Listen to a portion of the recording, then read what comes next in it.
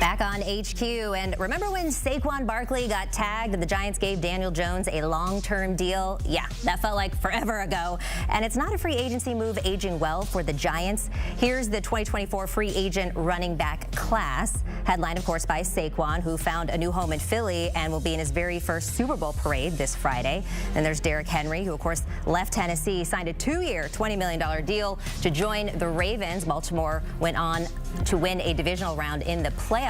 Then Josh Jacobs made the move from the Raiders to the Packers. He produced a Pro Bowl season with over 1,300 yards rushing and 15 rushing touchdowns. It was a great season for the free agent running backs in 2024. So now we look ahead to 2025 as free agency is about a month away. Here is the 2025 free agency running back class. It will be interesting to look back at this a year from now and see what they have done. Time now to bring in our running back, Damien Harris. Damien, before we get into it, Saquon, of course, coming off an absolutely banner year and historic season, including the playoffs. He gets the rushing title. Now he's getting a Super Bowl ring. Has he changed the narrative on running backs in the NFL?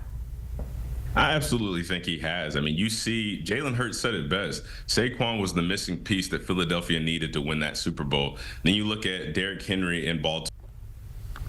Chances of getting to a Super Bowl. Ultimately, they didn't, but you see the effect that he had on that offense. And same thing with Josh Jacobs. So I think the position is starting to get back the respect that it's so because of guys like this, guys who had an opportunity to leave situations that weren't necessarily conducive for them. They went to somewhere else where the grass was a little bit greener and they had some more success. So, you love to see, especially at the running back position, and starting to raise the level of awareness of how special these players are and how important they are to teams in their quest for winning a Super Bowl. Look, all respect to Saquon Barkley, and what he did this season was absolutely phenomenal, but I would argue that maybe this goes back even a season further with Christian McCaffrey last year winning the Offensive Player of the Year and how pivotal he was to the 49ers' success. All right, our Pete Prisco dropped his 100 free agents yesterday on CBSSports.com. Rico Dowdle, his #1 free agent running back. Of course, he had a breakout season with Dallas. Where do you see him ending up? This is an interesting thing because, first of all, I want to ask Pete why he has Rico ranked as a higher prospect than Derrick Henry was last year. That's not really adding up to me. But, he did have a phenomenal season last year. And I think that the Cowboys is the place to be for him for a number of reasons. He was one of the main sparks and one of the only sparks for this Dallas Cowboys offense last season. He's great in the run game. He's good in the pass game. He does a lot of things very, very well. And you want to look to pair him with a healthy Dak Prescott next year, coming off of hamstring surgery, a healthy CeeDee Lamb. We know he dealt with some injuries towards the end of the season. And then see if you can bring in some other pieces around those three guys, those 3 core guys, and build around them and make your offense better. And I can tell you for sure, whether it's Rico, if it's not Rico, if Dallas does not go out and get another running back, somebody that can produce for them heavily, then all this talk that Dak had about, oh, well, we're so close to the Eagles, that's right out the window because clearly their offense isn't clicking right now. And without a true running back, a true run game that is going to help you be balanced on both sides, run game and pass game, you're going to be very, very far away from those Eagles. I promise you that. All right, Damien, if you've got questions for Pete Prisco about his power rankings, you're going to have to get in line because I think there's a lot of people that have questions for him. Next up, veteran running back Aaron Jones hits free agency after 1 year with the Vikings. He rushed for over 1,000 yards. He had 5 rushing touchdowns, played in all 17 games, which, Damien, as you know, as a running back, is very, very hard to do. He has said that he would like to stay in Minnesota. Do you think that's where he ends up?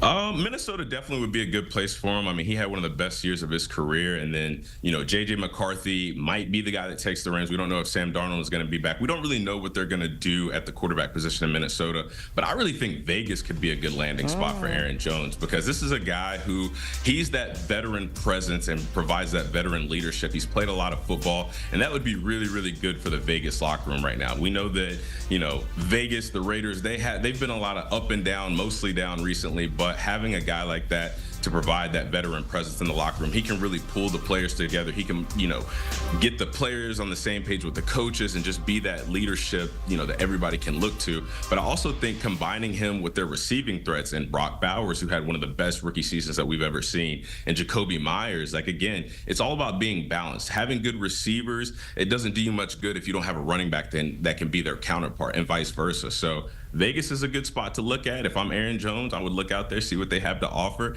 see that they've got some guys on the offensive side of the ball that can make some plays, and see if I can come in and help that organization get back to some glory days. Yeah, maybe we'll follow fellow former Vikings running back Alexander Mattison out there to Vegas. All right, let's talk. We talked about injuries and how impressive it was that Aaron Jones played 17 games. One person coming off a major injury, of course, was J.K. Dobbins. He's dealt with him his entire career, but when he's on the field, he is incredibly productive. What do you think the free agency market looks like for him?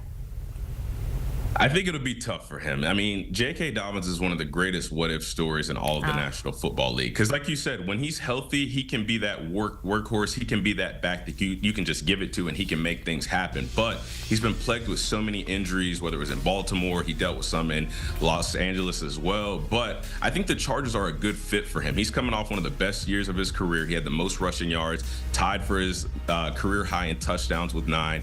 And again, when he's healthy, like, that's a good place for him to be, because we know Jim Harbaugh loves to run the football. He runs it as well and as much as anybody else in the league. And you combine him with Justin Herbert, one of the rising stars at the quarterback position in the NFL, you've got a two-headed monster in the backfield. So I'm not sure what the market is going to look like. I have a hard time thinking that teams are going to want to reach deep in their pockets for a guy that's been riddled with injuries so much at a very dangerous position. But again, I think that he's found a good home in LA. I think that he likes the fit there. They like him. It seems like it worked well last year. Just keep him healthy, keep him in the training room, and I think it'll be a good relationship between him and the Chargers. Yeah, he started off really strong last year, but to your point, if I'm a running back, a Harbaugh-led team is definitely somewhere that I want to be. Let's look to the Pittsburgh Steelers, though.